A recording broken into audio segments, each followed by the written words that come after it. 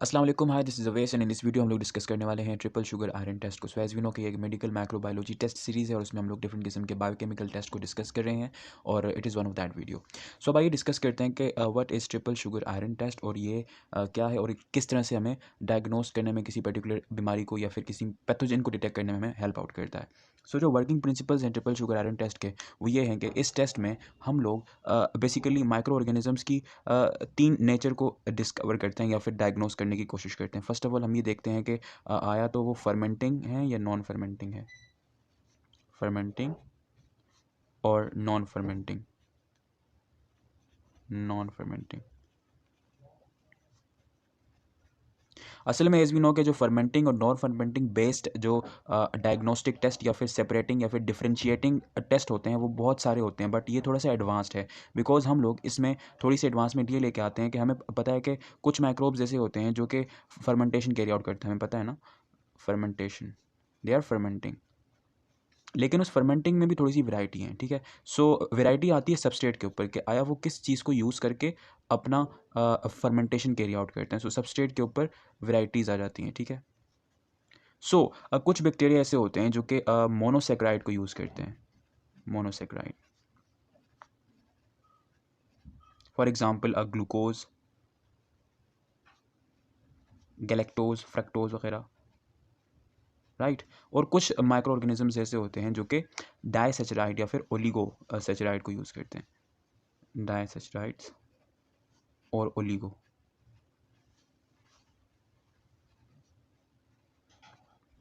ठीक है। अच्छा, सो हम लोगों ने ये डिस्कस किया कि कुछ बैक्टीरिया जो कि फर्मेंटिंग होते हैं उनमें सबस्ट्रेट की बेस के ऊपर थोड़ा सा डिफरेंस क्रिएट हो जाता है कि कुछ बैक्टीरिया ऐसे होते हैं जो कि मोनोसेचराइड को मतलब उनके मीडिया में अगर मोनोसेचराइड होगा तब वो अच्छे से ग्रो कर पाएंगे बिकॉज उनका सर्वाइवल टोटली डिपेंड करता है मोनोसेचराइड्स के ऊपर। लेकिन कुछ बैक्टीरिया ऐसे होते हैं जो कि डाइसेचराइड के ऊपर भी कंप्लीटली या फिर नॉर्मली सर्वाइव कर सकते हैं, मतलब वो इनके ऊपर भी अपनी फर्मेंटेशन को कैरी आउट करते हैं। असल में होता कुछ यूँ है कि जो बैक्टीरिया होते हैं ना, यू नो द बैक्टीरिया, असल में वो मोस्टली जब किसी भी न्यूट्रिएंट को, फॉर एग्जांपल जो शुगर्स होते हैं, फॉर एग्जांपल जो कार्बोहाइड्रेट्स होते हैं, मोस्टली जब वो अपने सेल के अंदर इनगल्फ करते हैं अपने एनवायरनमेंट से ना, फॉर एग्जांपल एनवायरनमेंट से वो इनगल्फ कर रहे हैं ना, environment, so they are engulfing, वो उस पर्टिकुलर न्यूट्रिएंट को इनगल्फिंग। सो मोस्टली जब वो कार्बोहाइड्रेट को इनगल्फ करते हैं तो उनमें ये बात कॉमन है कि वो कोशिश करते हैं कि वो जो कार्बोहाइड्रेट है वो मोनो यानी यूनिट फॉर्म में हो, लाइक मोनोमर फॉर्म में हो, लाइक वो मोनोसेचराइड हो, मोनोसेचराइड। वाई? बिकॉज हमें पता है कि जो बैक्टीरिया हैं वो प्रोकैरियोट्स हैं और प्रोकैरियोट्स इतने एडवांस नहीं है कि वो इस चीज़ को मतलब डाइसेचराइड्स को अपने सेल के अंदर डिकम्पोज करके फिर वहाँ से उसका एक अलग मेटाबॉलिज्म स्टार्ट करें। सो उस चीज़ के लिए व्हेन दे गॉट डाइसेचराइड तो मोस्टली बैक्टीरिया या तो अच्छा, डाइसेचराइड को भी वो लोग इनगल्फ कर लेते हैं मोस्टली, बट कुछ बैक्टीरिया ऐसे होते हैं जो कि व्हेन दे गॉट डाइसेचराइड मतलब जब उन्हें न्यूट्रिएंट में डाइसेचराइड्स मिले यानी मोनोसेचराइड्स ना हो तो वो क्या करते हैं, वो कुछ एक्सो एंजाइम्स रिलीज करते हैं, they release some exo enzymes, for example alpha amylase. ये एक लार्ज सबस्ट्रेट बेस्ड एंजाइम, मतलब ये एक बड़े सबस्ट्रेट को, बड़े कार्बोहाइड्रेट को करता है, लेकिन मेन फंक्शन इसका यही है कि ये जाके कार्बोहाइड्रेट्स को बाहर पॉलीमर से मोनोमर्स में या फिर स्मॉल पॉलीमर्स में कन्वर्ट करता है, ठीक है। और इसके एक और एग्जांपल है ओलिगोसाइडेज, ओलिगोसैकेराइडेज,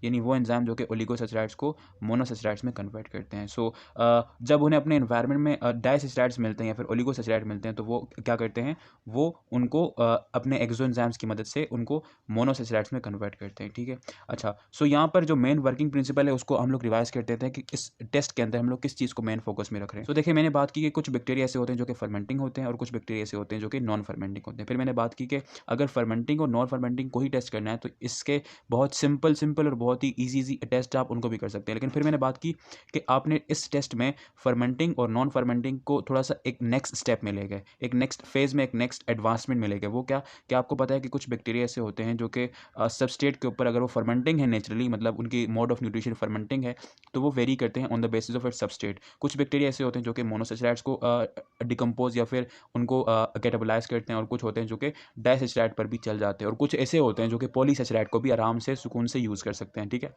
ना उसकी साइंटिफिक बेसिस क्या है, असल में वो बैक्टीरिया जो कि ओलिगो या फिर डायसिस्टार्ड्स को यूज़ करते हैं फॉर देयर मेटाबॉलिज्म, वो असल में कुछ एक्सो एंजाइम्स रिलीज़ करते हैं या फिर उनमें ऐसी सलाहियतें होती हैं कि वो इनगल्फ कर लेते हैं खुद ही उन लार्ज मॉलिक्यूल्स को, लेकिन मोस्टली वो एक्सो एंजाइम्स रिलीज़ करते हैं। फॉर एग्जांपल ओलिगोसाइडेज, अल्फा माइलेज, जो कि उस लार्ज पॉलीमर्स को स्मॉलर मोनोमर्स में कन्वर्ट करते हैं और वो वहाँ से आराम से उनको अपने सेल के अंदर इनगल्फ कर देते हैं by the simple process of phagocytosis, ठीक है। सो आइए अब डिस्कस करते हैं डिटेल में कि वो क्या मेथड्स हैं, वो क्या प्रिंसिपल हैं जिसकी बिहाफ के ऊपर ये ट्रिपल शुगर आयरन टेस्ट आपको किसी भी बैक्टीरिया को फर्मेंटिंग, नॉन फर्मेंटिंग या फिर फर्मेंटिंग के अंदर जो दो टाइप्स हैं, मोनोसेचराइड बेस्ड और डाइसेचराइड बेस्ड, उसको उसमें किस तरह से हम लोग को डिफरेंशिएट करके देता है। अच्छा, now there is a word iron. असल में इस टेस्ट के अंदर हम लोग एक और चीज़ टेस्ट करते हैं कि जो बैक्टीरिया है उसका टर्मिनल इलेक्ट्रॉन एक्सेप्टर कौन सा है।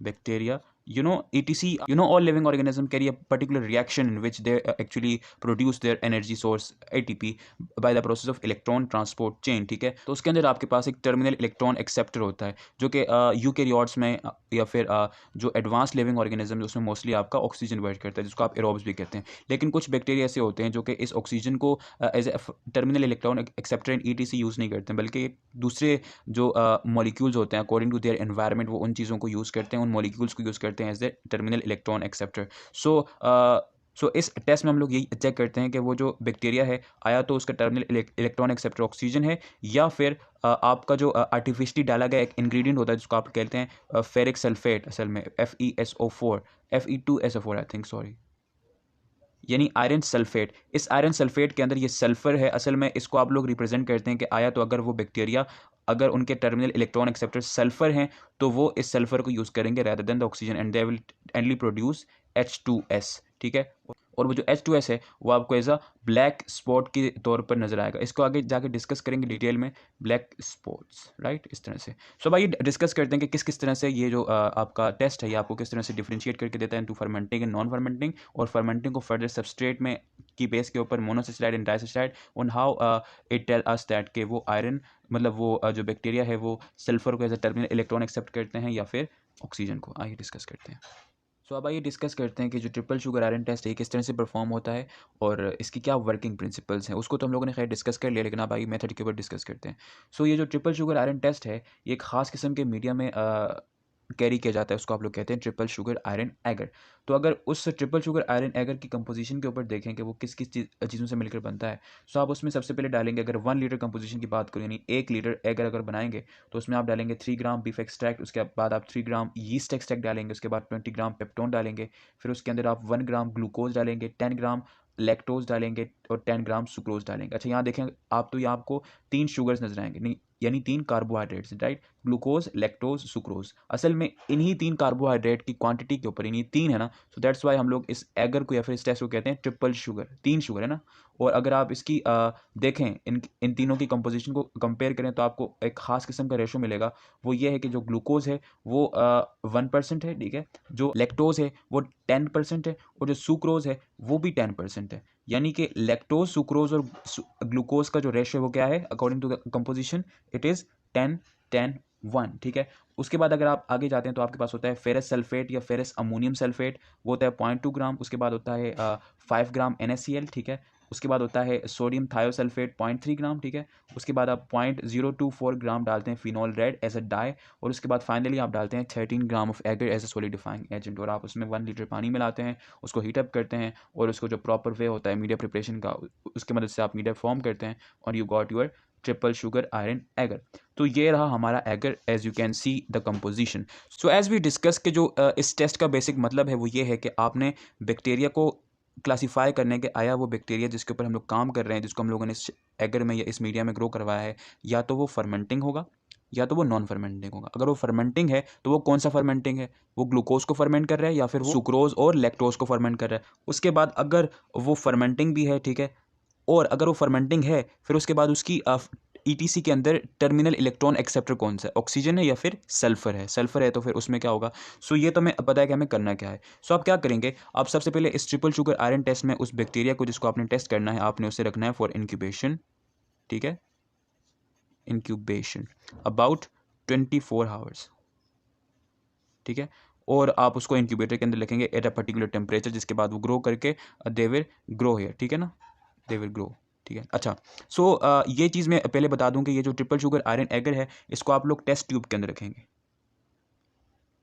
और आपको पता है कि whenever you put the agar into the test tube तो आप लोग फॉर्म करते हैं स्लांट। एग्जैक्टली असल में स्लांट एक इस तरह का मैकेनिज्म है for the when actually you add और पुट द एगर मीडिया, यानी ऐसा मीडिया जिसके अंदर एगर होता है, आप उसको जब टेस्ट ट्यूब के अंदर रखते हैं तो आप उसमें इस तरह से स्लांट फॉर्मेशन करते हैं, यानी उसको जब गरम गरम मीडिया इसके अंदर डालते हैं टेस्ट ट्यूब को, तो उसको कूलिंग प्रोसेस के दौरान उसको थोड़ा सा टिल्ट करते हैं ताकि ये जो मीडिया है व्हेन इट्स गेट सॉलिडिफाइड तो उसका एक एंगल क्रिएट हो जाए इस तरह से, यानी स्लोप क्रिएट हो जाए इस तरह से। उससे होगा क्या कि अगर उसमें फॉर एग्जांपल एरोबिक बैक्टीरिया हैं तो वो इस पूरे सरफेस के ऊपर, एक तो इसमें सरफेस एरिया इंक्रीज हो रहा है और प्लस इसमें जो ऑक्सीजन कॉन्टैक्ट है यानी एयर कॉन्टैक्ट है विद द होल मीडिया वो चीज़ भी इंक्रीज हो रही है। यानी इस वे में अगर आप टेस्ट ट्यूब के अंदर मीडिया को रखते हैं तो उसमें ज़्यादा चांस है कि जो इनोकुलेटिंग बैक्टीरिया हैं या जो कल्चरिंग बैक्टीरिया हैं वो अच्छे से ग्रो कर पाएंगे। सो आपने इस तरह से इस टेस्ट ट्यूब के अंदर जो मीडिया था यानी जो ट्रिपल शुगर आयरन एगर था जो कि स्लांटेड फॉर्म में आपने रखा, उसके अंदर जो इनोकुलम आपने डाला और उसके बाद आप ग्रो करवाया in incubator at a particular temperature for 24 hours, तो अब आपके पास वो टेस्ट ट्यूब आ गई है। ठीक है, सो देखें उस टेस्ट ट्यूब के रिजल्ट को कंपेयर करते हैं कि क्या क्या रिजल्ट आ सकते हैं और उसका क्या मतलब हो सकता है। ठीक है, देखें सबसे पहले बात करते हैं फर्मेंटेशन के ऊपर, फर्मेंटिंग और नॉन फर्मेंटिंग के ऊपर। Fermenting right. अच्छा, यानी कि अगर फर्मेंटिंग हुए वो बैक्टीरिया यानी फर्मेंटेशन हुई उनमें तो उनका क्या रिजल्ट हमें देखने को मिलेगा। सो देखें फर्मेंटिंग के अंदर भी हमें पता है कि दो क्लासेस हैं। ठीक है, फर्स्ट ऑफ ऑल वो ग्लूकोज फर्मेंटर होंगे यानी मोनोसेचराइड फर्मेंटर होंगे, और सेकंड में वो क्या होंगे एग्जैक्टली वो आया तो लेक्टोज यानी लेक्टोज या फिर सुक्रोज, एक ही बात है, दोनों ही डाइसेचराइड है, सॉरी सुक्रोज। ठीक है, अच्छा अगर तो वो जो बैक्टीरिया हैं जो आपने कल्चर किए थे बिफोर 24 आवर्स अगर वो ग्लूकोज फर्मेंटिंग है तो आप लोग देखेंगे कि जो आपकी टेस्ट ट्यूब होगी और वो जो मीडिया होगा असल में उसका जो कलर होगा, अच्छा शुड बी रिमेंबर मैंने यहाँ पर डाई को डिस्कस नहीं किया which was phenol red if you remember in the composition. असल में ये जो फिनोल रेड है ना ये एसिडिक मीडियम में यानी when ever the pH is 7 तो ये हो जाती है येलो, सॉरी यानी when ever the pH is less than 7 of course ना, क्योंकि 7 से नीचे होते तो आप उसको एसिडिक मीडियम कहते, तो वो उस डाई का यानी उस फिनोल रेड का कलर क्या हो जाता है एग्जैक्टली वो येलो हो जाता है। And when ever pH moves greater than 7 तो उस डाई का कलर हो जाता है रेड, और यकीनन जब pH 7 होता होगा यानी एग्जैक्टली न्यूट्रल होता होगा तो वो होती होगी ऑरेंज। ठीक है, अच्छा सो अगर अगर अगर अगर उस बैक्टीरिया जो कि आपने कल्चर किया था अगर वो ग्लूकोज को फर्मेंट करेगी तो यू नो ग्लूकोज की जो कंसंट्रेशन है वो 10 टाइम्स कम है इन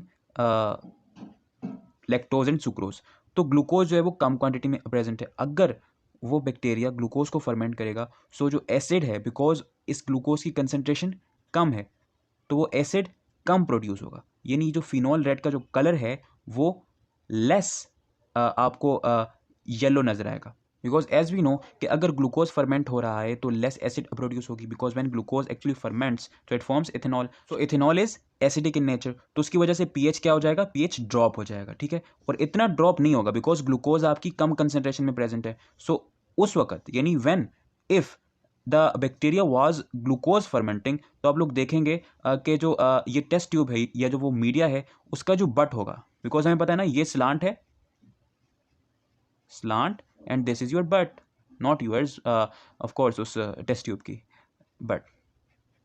सो अगर ग्लूकोज फर्मेंटिंग हुआ है वो बैक्टीरिया तो आप लोग देखेंगे जो बट होगी उसमें आपको कलर चेंज मिलेगा, और जो स्लांट होगी वो आपको कलर लेस मिलेगी, it will be colour less. क्यों? क्योंकि जो ग्लूकोज हैं वो कम क्वांटिटी में प्रेजेंट है, अगर ग्लूकोज कम है तो उसकी फर्मेंटेशन के बाद जो एसिड बनेगा वो भी कम होगा। असल में ये कलरलेस इस वजह से होती है, असल में यहाँ पर कलर होता है लेकिन क्योंकि उस कलर चेंज की जो रेट है जो क्वांटिटी है वो बहुत कम होती है, क्योंकि थोड़ा एसिड प्रोड्यूस हुआ है यानी पीएच बिल्कुल स्लाइटली चेंज हुआ है, तो उस स्लाइटली चेंज होने की वजह से महज कुछ फिनोल रेड के मॉलिक्यूल्स ऐसे होते हैं जो कि कलर चेंज कर पाते हैं। क्योंकि इस टेस्ट ट्यूब की बट के अंदर जो मीडिया है वो ज़्यादा है तो of course relative to slant उसके अंदर ग्लूकोज भी ज़्यादा होगा, और अगर ग्लूकोज ज़्यादा होगा रिलेटिव टू स्लांट तो उसके अंदर एसिड भी ज़्यादा बनेगा, यानी इथेनॉल भी ज़्यादा बनेगा, और अगर इथेनॉल ज़्यादा बना तो उसके अंदर कलर चेंज होगा, वो थोड़ा सा ज़्यादा होगा बनिस्बत के इस स्लांट के। So when the bacteria is glucose fermenting, तो उसमें आप देखेंगे कि जो स्लांट होगी वो क्या होगी, कलरलेस होगी, और बट के अंदर कलर चेंज होगा, ठीक है। अगर ऑन द अदर हैंड अगर वो क्या बोलते हैं जो बैक्टीरिया हैं वो लैक्टोज और सुक्रोज फर्मेंटिंग होंगे, तो उसमें आप देखेंगे जो कलर चेंज है वो आपको थ्रू आउट मिलेगा, यानी आपको स्लांट में भी मिलेगा और आपको बट में भी मिलेगा। बट में तो मिलेगा ही मिलेगा, स्लांट में मिलेगा। यहां पर भी आप देखेंगे कलर चेंज, और यहां पर भी आपको मिलेगा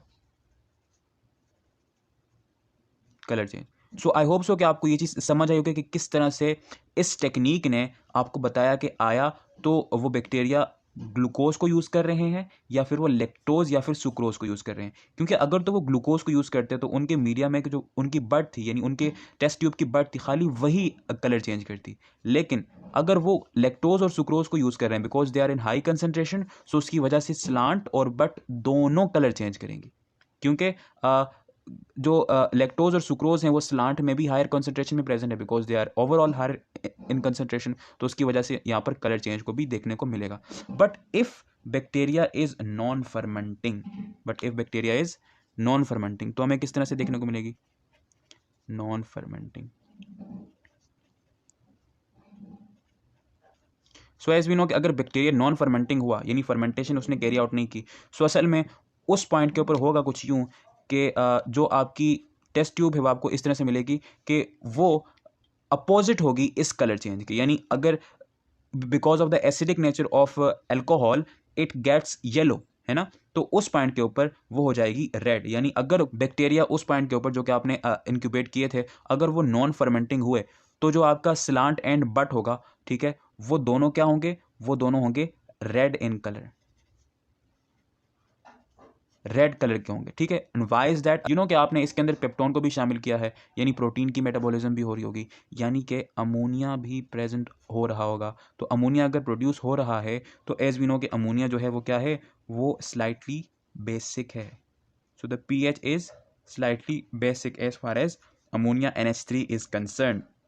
सो उस pH के गिरने की वजह से बिकॉज ऑफ अमोनिया प्रोडक्शन वो जो स्लांट एंड बट होगी उसका कलर क्या होगा, वो रेड इन कलर हो जाएगी because of the pH when it gets higher, ठीक है, यानी हायर देन 7, यानी इन बेसिक इन नेचर, तो इट गेट्स रेड, ठीक है। तो whenever the bacteria is non fermenting, so you will observe that कि वो जो टेस्ट ट्यूब है यानी उसके अंदर जो मीडिया है उसका कलर क्या हो जाएगा, रेड कलर का हो जाएगा, ठीक है। और आपको पता है कि आपने इसके अंदर एक और चीज़ ऐड की थी, वो थी फेरस सल्फेट या फिर ferrous ammonium sulphate. So it will tell us के आया तो उस बैक्टीरिया की जो टर्मिनल इलेक्ट्रॉन एक्सेप्टेंसी है वो ऑक्सीजन बेस्ड है या फिर सल्फर बेस्ड है। सो अगर वो सल्फर बेस्ड हुई, सल्फर, राइट, अगर वो सल्फर बेस्ड हुई तो उसके अंदर आपको पता है कि H2S की फॉर्मेशन होगी, और अगर H2S की फॉर्मेशन हुई तो आपको पता है कि whenever H2S form in media, so ये ब्लैक स्पॉट्स क्रिएट करती है। और वो ब्लैक स्पॉट्स देखकर आपको अंदाज़ा हो जाएगा कि आया इसमें इलेक्ट्रॉन एक्सेप्टर के तौर पर सल्फर यूज़ हो रही है या फिर ऑक्सीजन। अगर ऑक्सीजन यूज़ हो रही हो तो आपको कुछ भी इस तरह के ब्लैक स्पॉट्स देखने को नहीं मिलेंगे। सो आइए रिवाइज करते हैं कि इस टेस्ट में क्या क्या रिजल्ट्स आ सकते हैं और उन रिजल्ट्स का क्या मतलब हो सकता है। सो फर्स्ट ऑफ ऑल मैंने बात की कि अगर आपने इंक्यूबेशन के बाद देखा कि जो टेस्ट ट्यूब है उसकी जो बट है उसके अंदर स्लाइटली कलर चेंज है और उसकी स्लांट में कोई कलर चेंज नहीं और वो कलर चेंज येलोइश है, तो आप लोग क्या कहेंगे भाई कि उसके अंदर सिर्फ और सिर्फ ग्लूकोज फर्मेंट हुआ है, ठीक है। और अगर आफ्टर इंक्यूबेशन जो टेस्ट ट्यूब है वो overall slant plus but both वो कलर चेंज हुई और दोनों का कलर येलोइश हुआ, तो आप क्या कहेंगे दैट के दोनों का कलर चेंज है। इट मीन्स दैट के दोनों पॉइंट के ऊपर एसिड प्रोड्यूस हुआ है, यानी लैक्टोज और सुक्रोज यूज हुए हैं, यानी bacteria lactose and sucrose fermenting है रेदर देन ग्लूकोज फर्मेंटिंग। और अगर वो बैक्टीरिया नॉन फर्मेंटिंग हुए तो मैंने बताया कि बिकॉज यहाँ पर कोई एसिड प्रोड्यूस नहीं हो रही है because no fermentation, no acid, no alcohol, ठीक है। लेकिन बिकॉज वहाँ पर आपने पेप्टोन डाला है मीन्स के प्रोटीन की मेटाबॉलिज्म हो रही है, and whenever protein metabolise it will produce ammonia as their end product. और अमोनिया अगर प्रोड्यूस हुआ है so it is basic in nature because इसका जो pH है वो स्लाइटली ग्रेटर देन मैंने शायद ये जो ग्रेटर देन का सिंबल है ये थोड़ा सा गलत बता दिया, ग्रेटर देन, ठीक है, देन 7, यानी it is basic in nature. मैं साथ में लिख भी देता हूँ बेसिक ठीक है। और because of the basicity your phenol red, as we know कि वो बेसिक एनवायरनमेंट में किस तरह का होता है, वो रेड कलर का हो जाता है। तो आपका स्लांट समटाइम्स स्लांट नहीं भी होती, यानी जो आपकी बट है वो आपको रेड कलर की मिलेगी। एंड सल्फर अगर आपका as a terminal electron acceptor in ETC अगर यूज़ हो रहा है तो आपको उस मीडिया के ऊपर यानी उस स्लांट के ऊपर आपको ब्लैक ब्लैक स्पॉट्स भी नज़र आएंगे। So that's it with triple sugar agar test. I hope so कि आपको इसके बेसिक फंडामेंटल कॉन्सेप्ट समझ आए होंगे। If you like this video so please share it with friends और एनीवन जिसको भी इस वीडियो की ज़रूरत है। Thank you so much for watching this video. Have a nice day. Good bye.